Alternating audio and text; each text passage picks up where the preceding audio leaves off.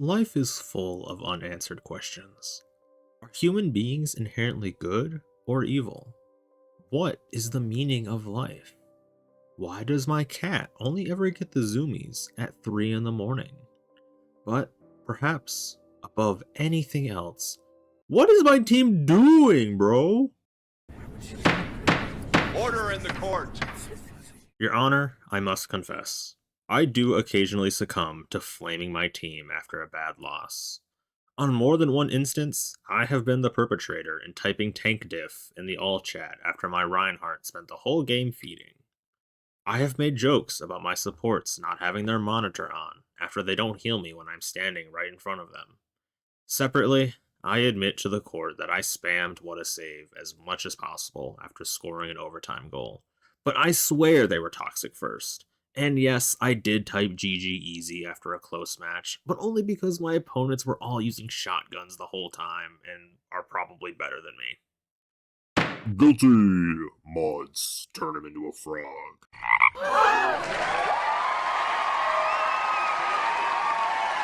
Thought that was funny? I hope so, because the rest of this video is going to be talking through some of the worst people have to offer in an online space. So if you're not good with conversations of toxicity in video games, up to and including sexism, racism, as well as threats of violence, you may want to click off. Check out my other videos, which are a lot more lighthearted. With that out of the way, let's not waste any more time before getting straight into it. I have rewrote this entire script twice now, and I have settled upon the format I did for a myriad of reasons. My one goal for this video is to demonstrate the spectrum of toxicity that exists in video games, and to give my arguments for where the line should be drawn between the okay amount of toxicity and the bannable amount. But before I can do that, there is a lot of ground to cover to encapsulate all the various ways gamers can be toxic to one another. I think it is critical to capture the nuance in these different forms, because it will help explain how I reached my conclusion for what is appropriate or not. We will start with exploring voice chat, its history, and how modern games go about monitoring voice chat. This will be the longest section, as I will dedicate some time to really dig into the awfulness of hate speech found in online games, as well as some things that will carry over to the rest of the video. After voice chat, we will switch our attention to text chat, which has similarities to voice, but also has different regulations and automated systems for stopping toxicity. Once that's through, the last section of exploring toxicity will be any other method that gamers can and have used in order to get their point across. Teabagging is just the start of all the creative ways people have come up with in order to make other people feel bad. Lastly, we'll be taking all of these three parts and putting them together on a spectrum that I talked about before, which will essentially be me ranking the least harmful to most harmful forms of toxicity, capped off by my final verdict of what I think should be bannable. Ready? No turning back now. That's not true. You can still click off the video. But let's get going with our first part. To start, let me give a good overview of how voice chat was before gaming companies decided to start cracking down on inappropriate language. It all truly began at the turn of the century, when the Xbox 360 and PlayStation 2 introduced the respective features that allowed for streamlined voice chat in any online game. While there was voice chat in some previous games, it was usually sequestered into very specific titles that also needed to be purchased, similar to Xbox Live. Anyway, with the feature of voice chat becoming mainstream for any and all online game, it quickly became clear how much good and bad could come from this new way of communicating to random strangers. And I do want to take a moment to say that not all instances of voice chat usage were full of awfulness. Voice communication replaced text chat as the easiest way to work with your team as a unit and relay critical information as soon as possible, especially on consoles where typing even a short message was impractical for fast-paced games. Many friendships began as a result of this new form of communication, and it paved the way for nearly all online games to possess voice chat, which is hard to imagine not having. Even the games that let you do some smack talk with the enemy allowed for some good banter that just increased the competitiveness.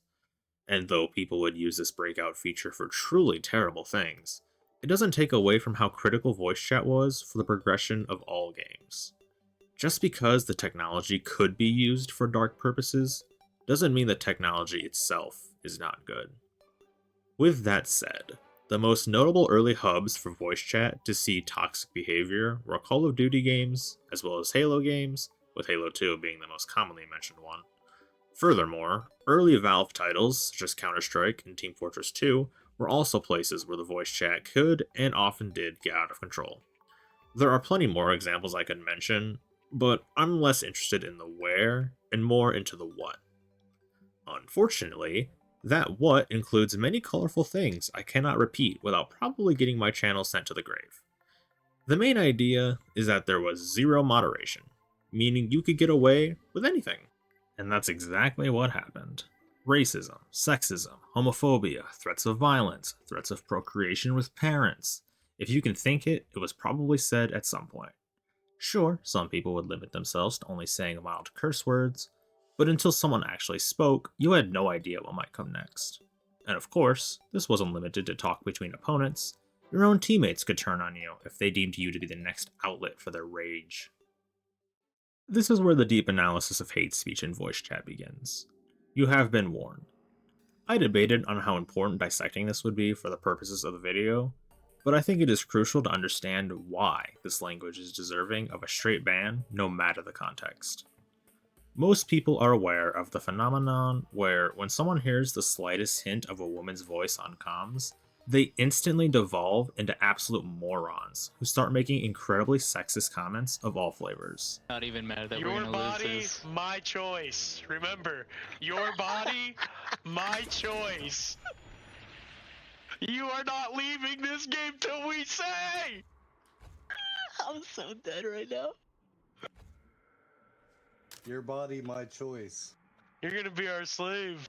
Hell, just having your gamertag be something that may hint towards your gender not being male is enough for some people to take the leap into harassment. When I played Marvel Rivals with my friend who liked to make helpful callouts to our team, I would say there was about a 25% chance of at least one person saying something misogynistic towards her the very first time she spoke. Whether it was a simple Shut up, bitch. or a disgusting comment about the things they wanted to do to a gamer girl, I started to anticipate it every match. Fun fact, a study was done on how men react to women on video games, and a strong correlation was discovered between men who were hostile towards women and lower skilled players. The researchers wrote about how men who suck at games are much more likely to resort to harassment due to feeling threatened or trying to compensate for their poor performance. Meanwhile, higher skilled players were much more supportive and respectful towards women. I shared this with the bozos who made sexist remarks towards my friend, and anecdotally noticed that the pattern remained true. Oh, and if you're wondering, yes, my friend and I always reported these people, and not a single time did I ever receive one of those notifications that action was taken against them. But it's not just women who are victims of harassment for their identity. If a person has a voice that is noticeably not white, you can be subjected to all sorts of racism. And if it isn't a slur coming their way, it may very well be racist remarks that only morons could ever think is clever. Even without someone being the target of racist abuse due to their voice, racism is still a plague that infects many online spaces. Between people who will throw out the most vile crap as their go-to insult towards someone, or people using hate speech as if it's a part of their everyday dialogue, it completely takes the wind out of enjoying any video game. This, of course, extends to homophobia, transphobia, and vicious threats of violence towards anyone or anything. And to those who hear all of this and feel inclined to respond with something about how I need to toughen up or get thicker skin, I'm happy to hear you have internalized hate speech so it doesn't make you uncomfortable. But for those of us who have the capacity for empathy, the problems of hate speech taking place in voice chat go so far beyond simply making some people uneasy. People who just want to play their favorite game should not have to put up with bigotry, especially because it is so easy to just not use that sort of language. Your inability to control your emotions if you get angry should not be anyone else's problem. Now, some people are going to say that if you don't like this sort of talk, then you have several avenues to solve it, such as muting individual players who cross a line, or turning off voice chat altogether. Anyone with any sort of sense can see why this doesn't work and isn't fair. First, muting any bozo who starts the ring around slurs still subjects you to hearing them until you can mute them, and if it happens mid-match, you have to quickly find the mute button in the middle of a game. Secondly, turning off all voice chat means giving up the possibility for using it the right way for purposes like real team communication. And maybe you do want to engage in a little bit of trash talk, and you don't mind getting it back, but that doesn't mean you want to hear a catalog of slurs in the span of 12 seconds. We should not have to give up a core element of online gaming for the sake of bigots who want to feel big by using words they would get in trouble for in real life. Because for many people, that is the only reason they are confident enough to use such hateful language, is because they are shielded by the anonymity of being in an online space, as well as being able to hide behind the safety of their screen. If anything, it should be the other way around. If you get so angry at video games, or are such a toxic individual, that you simply can't help yourself from using hate speech, it should be you who doesn't join VC. It's giving the old CEO of Papa John's when he claimed he had to spend 2 years working to get rid of the N-word out of his vocabulary. Like, is it that hard? Look, I understand there was a time when all of this sort of language was normalized and a part of the culture of the early 2000s and 2010s. Ask any longtime fan of COD Zombies what the original term for training a zombie horde was. But just because it was normal at one point, and some may still wish it was normal, it doesn't make it any better.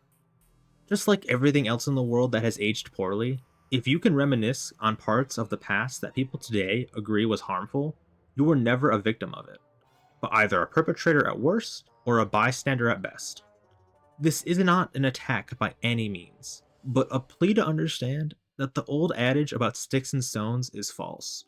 Words have the power to really hurt someone, just like how they have the power to lift someone up with even the smallest of compliments. Deep breath. Let's jump ahead to the present. You can still run into everything I just laid out, but now a lot of the biggest games have various means to punish individuals who engage in such language.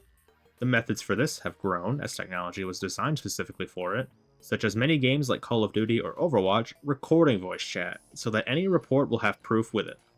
Other games or platforms, like Fortnite and Xbox, will take a segment of the time of the last few minutes of voice chat when you submit a report, and delete everything else in between. Same outcome, different method. But not all games possess such features, and instead rely on enough reports from different players before any action is taken. A lot of the older games tend to fall into this category, which tends to not matter because very few people are playing the older games. Except in the case of the games that have been ongoing for many years now, like Team Fortress 2 and Counter-Strike, which allow you to report anyone for abusing game chat, but will only ever do something with enough accumulation. Deciding the punishment for violating the code of conduct in voice chat has a few variables put into it. Obviously, every game and game studio will have their own criteria for what they consider to be ban-worthy, something I'll talk about more later. The punishment usually scales higher with more severe and frequent violations, but it is important to note that you could theoretically get away with anything if no one elects to report you, which is why some people get confused for finally getting banned for something that they had falsely assumed was fine after not being punished for it for some time. Most games will start a first-time punishment at a very temporary chat ban at around a few days to a few weeks. From there, sequential infractions will be lengthier chat bans until you are either permanently silenced or straight up banned from the game. Permabans are typically always the final punishment for most games, and what tends to vary are the consequences doled out as you make your way up to that point. For now, that will do regarding voice chat. The main points are that voice chat used to be the unfiltered Wild West for a good while, which is why now some gamers are disgruntled at the new moderation that appropriately discourages voice chat behavior that is harmful. While I went over the most serious offenses, there are others that will be touched upon in the final part of the video. The punishments for not following the rules of voice chat typically escalate with the repetition or seriousness of violations, with most games using a mix of chat surveillance and player reporting to hand out justice accordingly. I know this is a pretty long tirade for just voice chat, when there are other forms of toxicity to go through, but this is always going to be the heftiest, with the setup and additional explanations that won't need to be repeated. With all that said and done, let's move on to part 2, that being... The best place to begin is the admission that technically anything you could say in voice could also be done in text.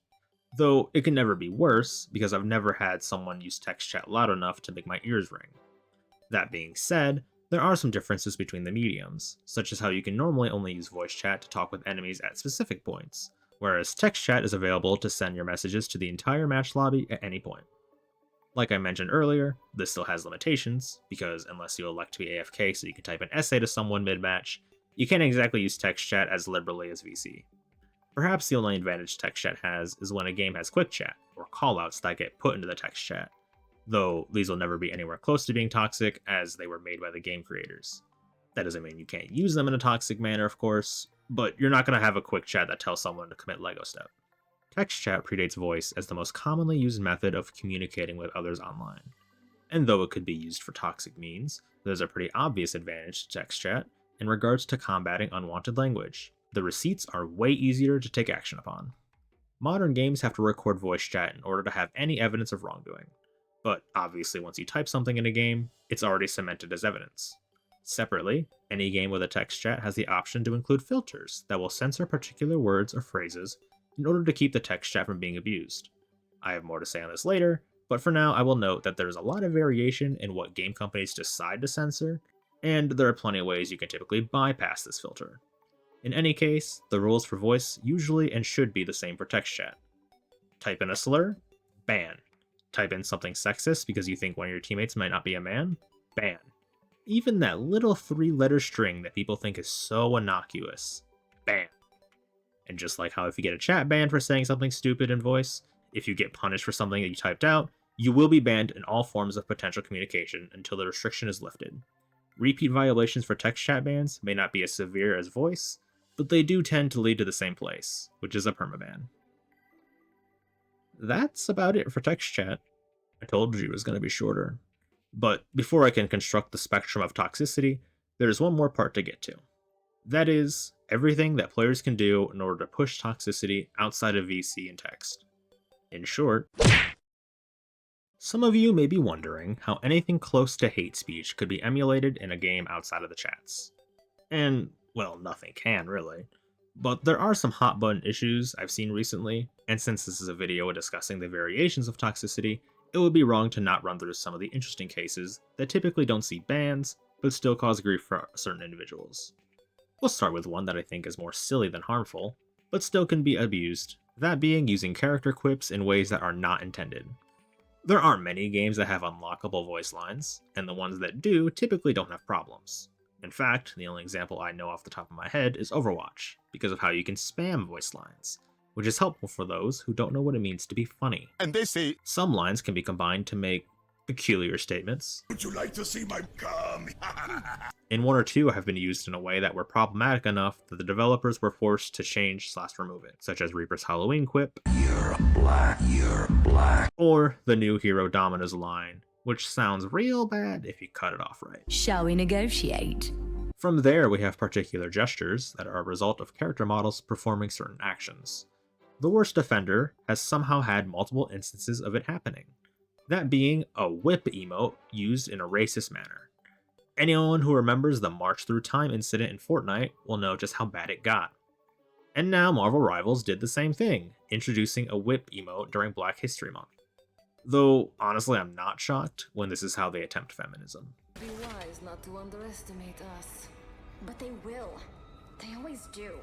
Just because we're young, pretty, and female. Speaking of Rivals, that game has one of the only other instances of a character model being abused that I could think of, which is of course the classic Iron Man hump.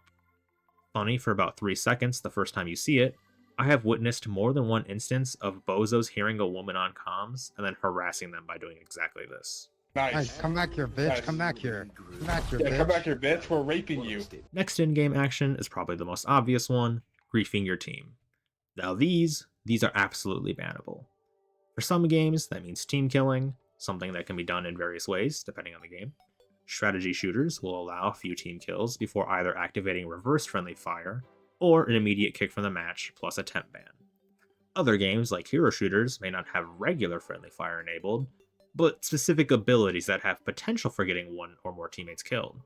Jeff the Landshark being undoubtedly the most notorious example for being able to kill his entire team if he so pleases. Additionally, these abilities that can displace teammates can be used for griefing, even without resulting in a player's death. If you ask a Lifeweaver to stop pulling you after a bit, and they respond by continuously using Life Grip whenever they can, that's toxic. No, you dumb shit!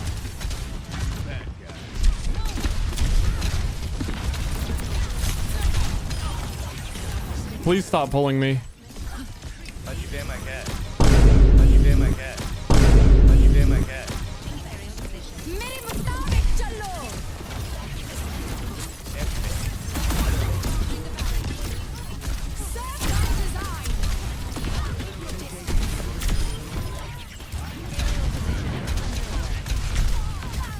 That's just how it's gonna be today. Many such examples, but I will note that someone making an error mid-match with something like a misplaced wall does not count, and flaming someone for it is more toxic than the error itself. Last but not least, we reach the most debated manner of character action that can exist in any game which lets you crouch. The infamous teabagging that has been around for as long as anyone can remember. This video's runtime's getting up there, so I'm going to keep this short and sweet. I have no problem with teabagging being considered toxic, and I have no problem if you don't think it's toxic, but in no way should ever be bannable. Not even close. It is worse in some games, and perhaps in a few it would do a lot of good to find ways to alleviate the problem. I think Dead by Daylight is perhaps the most notorious example for a game having really bad teabagging, and an easy fix would be to slow the crouch and stand animation by a lot. It wouldn't eliminate the issue, it wouldn't eliminate teabagging, and you could still crouch when needed, but now the heavy amount of taunting would be reduced in one of the most toxic games I've ever heard of or played. Besides, there are plenty of alternatives to teabagging that make removing it not exactly a viable solution, such as, you can magnum someone's corpse after you kill them.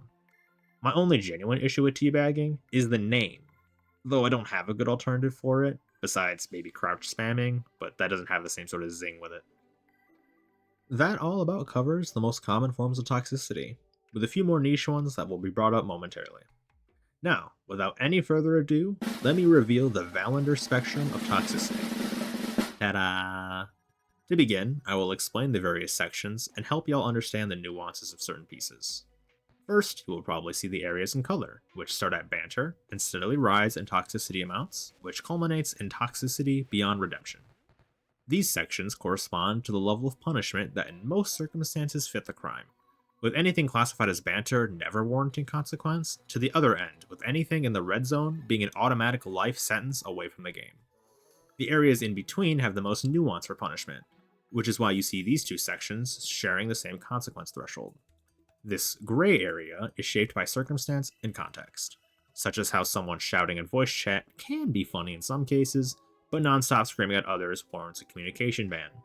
What it means when it says quarantined is for games that decide to group toxic players in low quality matches, especially if the toxicity never reaches a harmful level, but still enough to be worth sequestering them away. But if they go too far, I don't believe such grace should be offered, as that sends the message that such behavior will be tolerated. As for the specific nodes along the graph, while they are ordered in a certain manner, the exact placements for each aren't set in stone and are more of a reflection of my own opinion. I don't want someone to see this and say, well, I think holding a game hostage is slightly more toxic than excessive flaming, so this graph is bad. The only critical element of their placement is what section they fall into, though even that can be disputed. Most of the nodes are things that were covered previously, but let me speedily go over all of them to explain my reasoning and cover anything not mentioned before. Alright, flaming in a joking manner. If you're gonna trash talk, or you're gonna try to criticize someone's performance, I think the best way to do it is to make a joke out of it. And the funnier you do it, the less toxic it is. Not that it's toxic at all, I think it's just, the best way to go about any sort of banter. Easy. If someone types easy and you get mad at it, I think you gotta get off the game, your mental is just absolutely shattered. It's so, not even something to be worried about. Spamming quick chats, again, these are mostly just using in-game mechanics, and though they can be used in a quote-unquote toxic manner, how toxic is it really? It's just people being funny, or at least what they think is funny.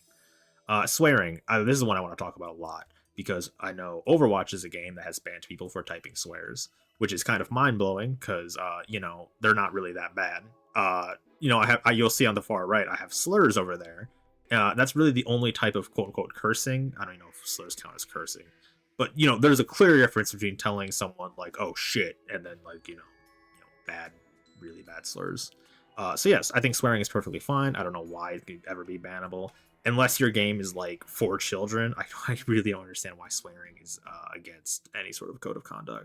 Come on, man. Teabagging, I put it really close to the difference between banter and toxic as the lab is wrong, because I want to acknowledge that some people do think it's toxic. I don't believe so. And so I do just want to put it in banter.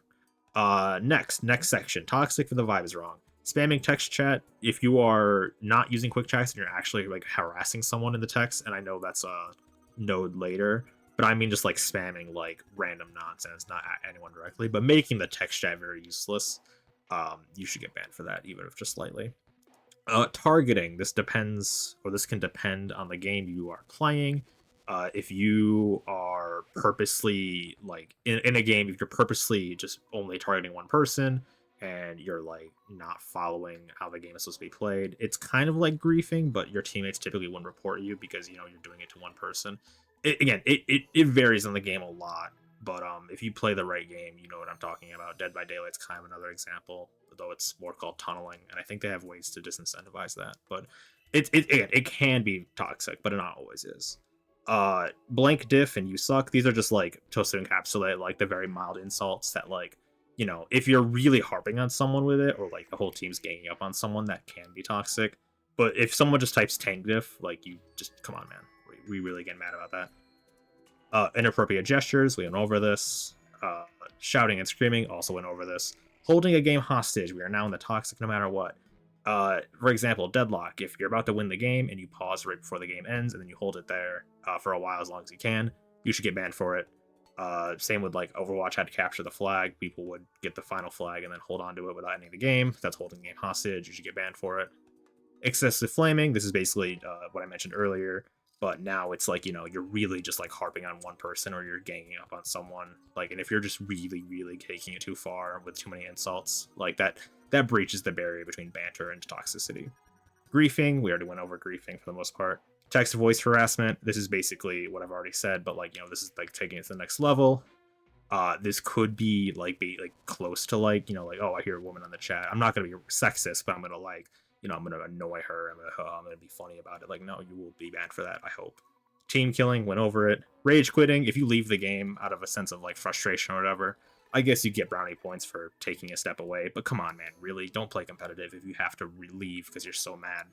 Throwing the game. I mean, it's pretty self-explanatory. You should get banned for it, no matter how petty you think you want to be. Typing KYS. Some people would maybe question why it's so far up, but I think people forget that if you tell someone to off themselves, and they do in real life, you basically can be charged with murder. So yeah, there's that. Casual racism, sexism. I don't think I have to explain how bad that is. Slurs are right on the threshold because I don't want to have to be the guy who differentiates which slurs are, you know, worthy of an instant ban and which ones maybe just have like a 6-month ban. Someone can decide that. I'm not going to be the one to do it. You know, make a tier list out of it. I don't care.